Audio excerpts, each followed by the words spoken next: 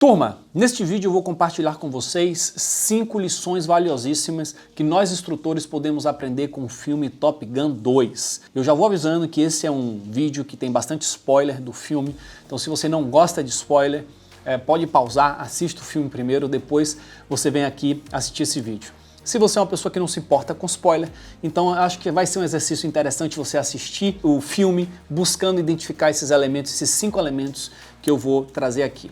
5 elementos que nós instrutores podemos aprender com o filme Top Gun.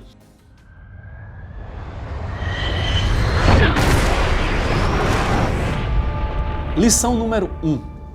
Esse filme ele é sem apelação e é um filme extraordinário. Um dos melhores filmes que eu já vi na minha vida, se não o melhor, e eu sei que outras pessoas compartilham dessa mesma opinião. E como é que consegue ser um filme tão bom, tão incrível, sem ter apelação? Geralmente, a apelação é uma estratégia utilizada por produtores de conteúdos dos mais diversos tipos. Seja um artigo, seja um vídeo, seja um filme, seja uma série, utiliza a apelação para fazer com que as pessoas falem daquele assunto. E quando fala, várias pessoas falam, gera curiosidade, gera mais visualizações. O que seria a apelação? Por exemplo, conteúdo sexual explícito, violência física ou violência psicológica muito explícita, né? Lesões, etc. Não que o filme não tenha nenhum tipo de violência, porque tem aviões explodindo, etc., mas nada que seja realmente algo muito chocante, que traga uma apelação que faça com que as pessoas falem do filme devido a isso. Não, é um filme com uma história extremamente simples, porém extraordinário, incrível, que levanta vários tipos de emoções em quem está assistindo. Então, primeiro elemento, sem apelação. E por que esse filme consegue ser tão bom sem apelação? Porque o conteúdo é muito bom, porque o conteúdo é extraordinário. Então, quando você vai produzir um conteúdo, você como instrutor, busque fazer com que o seu conteúdo seja o melhor possível, essencialmente, na sua essência, que ele seja intrinsecamente bom, que pelo próprio conteúdo as pessoas se engajem com esse seu vídeo, ou esse seu curso, ou esse seu livro, e que queiram compartilhar porque o conteúdo é transformador, porque o conteúdo é muito bom, que é o caso desse filme aqui. With all due respect, sir, I'm not a teacher. Just want to manage expectations. É lógico que você não vai acertar todas as vezes, mas é importante que todas as vezes tenha essa intenção de você querer estar criando algo verdadeiramente bom, algo que seja verdadeiramente útil. E aí pode ser que você vai produzir vários vídeos, vários livros, vários textos e um ou outro vai ser muito bom, mas o importante é que a intenção de ser muito bom estava presente em todos. Essa é a nossa primeira lição. Conteúdo extremamente bom, sem necessidade de apelação, de fazer muitas firulas. Eu sempre digo, 80% do resultado de um conteúdo produzido, do sucesso de um conteúdo produzido, depende da qualidade intrínseca. Os 20% restante pode ser a forma, etc. Mesma coisa vale para oratória. Eu preciso ser um grande orador, falar um português perfeito, com uma gramática diferenciada para conseguir ser um grande comunicador? Não, basta você ter um conteúdo transformador. A gente vê aí muitos artistas, youtubers, etc., que não tem uma oratória extraordinária, mas que tem milhões e milhões de visualizações porque tem um conteúdo extraordinário. A gente vê isso também no TED Talks, evento de palestras, as melhores palestras do mundo. As melhores, as mais visualizadas, às vezes são de pessoas que não são palestrantes, que não são comunicadores, mas pessoas que têm histórias extraordinárias para compartilhar. Portanto, a força está aí, na essência do conteúdo. Esse é o primeiro elemento que eu queria trazer aqui para vocês. O segundo elemento, que aí já fala um pouco mais de técnica, tem a ver com os sistemas representacionais. Esse é até um assunto que eu aprendi na época que eu estudei programação neurolinguística com Karl Mascarenhas. Os sistemas representacionais são 3, o visual, auditivo e sinestésico. Tem pessoas que são mais visuais, tem pessoas que são mais auditivas, tem pessoas que são mais sinestésicas, de mais voltado para o lado emocional, etc. Mas todos nós somos os 3, em proporções diferentes. Quando você cria um conteúdo que consiga contemplar bem esses 3 sistemas, a possibilidade de você alcançar a todos e engajar a todos é muito grande. Então esse filme, ele contempla muito bem o visual, todo o visual, a fotografia do filme é extraordinário, muito bom. O auditivo também, inclusive pelas trilhas sonoras de quem já assistiu o Top Gun 1, que veio lá de 1986, lembra daquela trilha sonora, a primeira vez que toca você já se arrepia, porque o auditivo conecta com o sinestésico, com a nostalgia. E o próprio sinestésico é um filme que mexe muito com várias emoções em vários sentidos. Inclusive os produtores de filmes de Hollywood são experts em fazer isso, né? Fazer você mexer com, ficar um pouco ansioso, ficar na expectativa, ter suspense, ter momentos extremamente engraçados, onde você dá risada, momento que você está tenso, momento que você está rindo. Então, essa variação de emoções faz com que a experiência se torne muito melhor. Então, esse é a segunda lição. Utilize na sua palestra, no seu curso, da melhor maneira possível os sistemas representacionais, fazendo com que você tenha uma boa qualidade de imagem, com iluminação frontal se está gravando um vídeo, se você está em algum ambiente fechado, buscar cuidar do seu cenário, etc. Isso é importante. Segundo elemento é cuidar do seu áudio. Você está com áudio de qualidade, você está num ginásio falando para 500 pessoas, você está sem microfone, está com muito ruído, isso dificulta muito a adesão. Então, quanto mais você cuidar do seu áudio, melhor. E a questão também do sinestésico, fazer com que a sua apresentação você consiga mexer com diferentes emoções da sua plateia. Quanto mais você desenvolver essa habilidade, mais você vai ter engajamento nos seus conteúdos. Terceira lição, o Tom Cruise, que é o ator principal desse filme, ele é um piloto de caça, já renomado, um piloto de caça que já desde o Top Gun 1 é um cara que já conseguiu fazer feitos extraordinários e ele é o melhor no que ele faz. Apesar de o alto escalão da Marinha, no caso, vários almirantes não gostarem dele e ele ser um cara que continua capitão, enquanto outros da promoção dele já viraram almirante, almirante seria o equivalente ao coronel lá na Marinha. Então ele não evoluiu, por quê? Porque muita gente não gosta dele por alguns motivos. Mas o fato é que ele é o melhor naquilo que ele faz. Ele é muito bom. E no momento que surge uma nova missão, no Top Gun 2, que é uma missão dificílima para ser executada, que basicamente seria destruir uma usina que estaria fazendo ou começaria a fazer um enriquecimento de urânio. Eles gostariam de estar destruindo essa usina antes que eles começassem a fazer esse enriquecimento. Porém, para chegar no local, existem vários mísseis antiaéreos, existem vários caças de quinta geração. Portanto, é uma missão extremamente difícil, quase impossível. Então precisaria do melhor para poder preparar essa missão.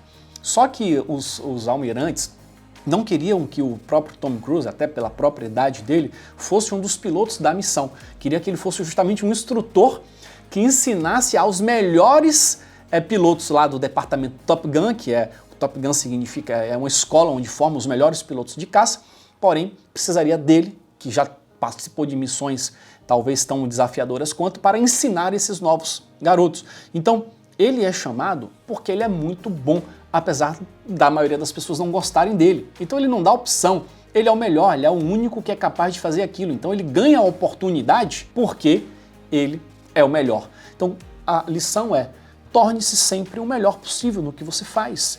Vai ter gente que não vai gostar de você, você vai ter inimigos, lógico, isso tudo acontece, vai ter haters, por mais que a sua intenção seja sempre boa, sempre vai ter alguém que de alguma maneira não gosta de você. Mas se você fizer o seu trabalho bem feito e você se tornar cada vez melhor, as oportunidades vão surgir. Essa é a terceira lição.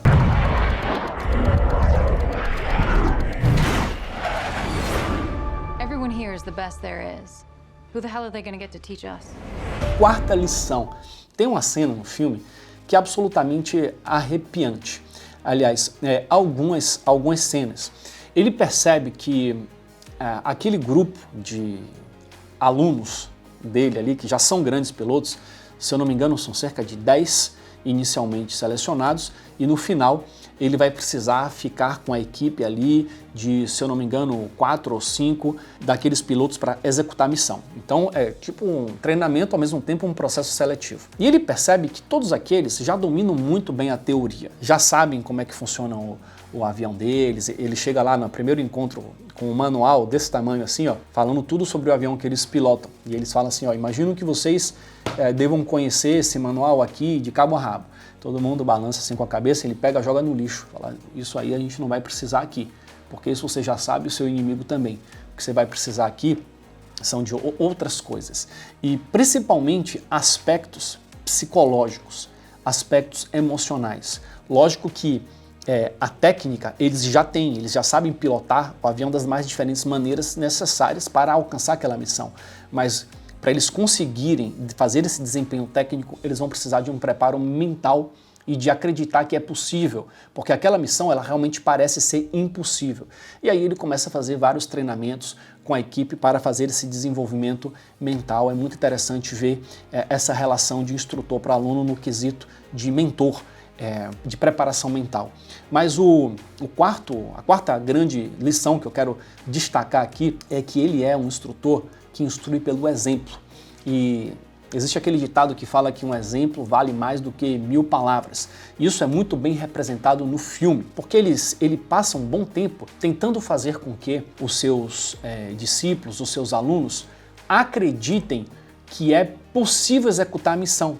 Mas ele fracassa nisso. A missão realmente parece impossível e ninguém consegue, nos exercícios simulados, chegar perto de ter êxito na missão. Ninguém consegue. Até que em um determinado momento, o almirante, que era aquele piloto lá atrás no Top Gun 1, que era o seu rival, nesse momento ele já é um almirante que está até com, se eu não me engano, um câncer de laringe, está bem debilitado, mas foi esse almirante que fez com que o Tom Cruise viesse para essa missão.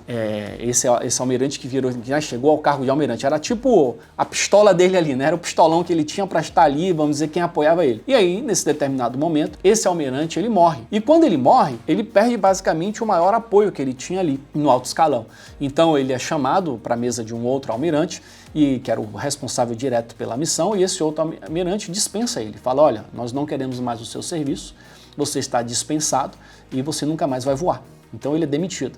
E aí tem uma cena que ele está lá com a paquera dele, né, das antigas, e ela mesmo diz para ele: olha, você tem que acreditar que você vai encontrar a solução para esse problema. Ele não estava mais enxergando uma solução. E aí de repente muda a cena, e aí esse almirante vai lá com os cadetes, informa que o Tom Cruise não vai ser mais um instrutor, que ele vai ser um instrutor, e o Tom Cruise, ele tinha, que é o Maverick, né, o codinome dele, o Maverick, ele tinha determinado que para conseguir ter êxito nessa missão, teria que voar em menos de 2 minutos e 30 segundos no Canyon, lá no local onde estava essa usina de enriquecimento de urânio, porque no Canyon, numa baixa altitude, ele não seria visto pelos radares e, consequentemente, os mísseis antiaéreos não conseguiriam atingi-los e também o inimigo não ficaria sabendo da presença deles ali. Então, eles teriam 2 minutos e 30 segundos para fazer essa distância para depois entrar praticamente parece até quase um vulcão ali, né? Um lugar que você tem que subir e a usina estaria lá embaixo. Bem interessante, assim, a parte cinematográfica da cena. E aí a missão do treinamento era fazer isso em menos de 2 minutos e 30. E nenhum deles conseguia. Todos fracassavam. Esse tempo parecia ser impossível. E aí, de repente, quando o almirante está lá dizendo que o Tom Cruise estava dispensado, etc., ele chegou e falou assim que a meta agora seria 4 minutos. E o Tom Cruise sabia que se aqueles pilotos levassem 4 minutos para alcançar, eles morreriam, porque eles seriam alcançados pelos caças, etc., então tinha que ser bem mais rápido. Mas o almirante lá não estava preocupado em destruir a usina, mesmo que perdesse seus pilotos, aparentemente não era a preocupação dele. Já o instrutor Maverick, ele não queria perder nenhum dos seus pilotos ali. Então, ele, de repente, tá lá o almirante falando isso, dando essa notícia para os pilotos, e aí no radar parece que tem um avião que está lá na zona de treinamento. Então, sem autorização, o Maverick, né, o Tom Cruise, pegou um caça e foi fazer o treinamento para demonstrar na prática que aquilo que ele estava fazendo o treinamento era possível. Ele, pela primeira vez, ele não tinha feito isso até antes, até arrepia lembrando dessa cena. Ele simplesmente começa a se comunicar no rádio: o pessoal, olha, você não tem autorização de estar aí. Ele falou: pois bem, não me importo com isso, vou estar fazendo. Por favor, diminua o tempo para 2 minutos e 15. Então aquilo que já era impossível de fazer em 2 e 30, ele falou que agora a meta era 2 e 15. E ele mesmo vai lá e mostra o exercício com esforço tremendo. Olha o arrepio aqui, ó. Nossa, essa cena é incrível, essa cena é emocionante demais. Porque todos os alunos estão olhando e não estão acreditando e estão vendo na prática. E ele vai lá e consegue executar a missão da forma que ele estava buscando treinar. Então, ele mostrou pelo exemplo e foi neste momento que ele convenceu os seus alunos que era possível executar a missão. Até então ele não tinha convencido. Ou seja, isso mostra que o exemplo é muito poderoso. Então você, instrutor, você tem que liderar e ensinar pelo exemplo, você tem que ser congruente. O que você faz tem que ser congruente com o que você diz. Então, quanto mais houver essa congruência, quanto mais você tiver esse poder de liderar pelo exemplo, maior a transformação que você vai ter nos seus alunos. Portanto, esse aqui foi nossa quarta lição. E agora, vamos lá para a nossa última lição, e antes disso, eu te convido novamente para deixar o seu like no vídeo, se inscrever no canal, botar aqui nos comentários se você assistiu o filme, o que é que você achou, o que é que você está achando desse vídeo aqui, e compartilhe com quem já assistiu. Tenho certeza que a galera vai gostar demais de ver essa análise aqui, trazendo para nós instrutores o que nós podemos aprender com esse maravilhoso filme. Bom, o quinto e último elemento você deve lembrar que eu já ensinei para você, se você já acompanha um pouco o Ibrapiá, separar suas apresentações em 3 partes.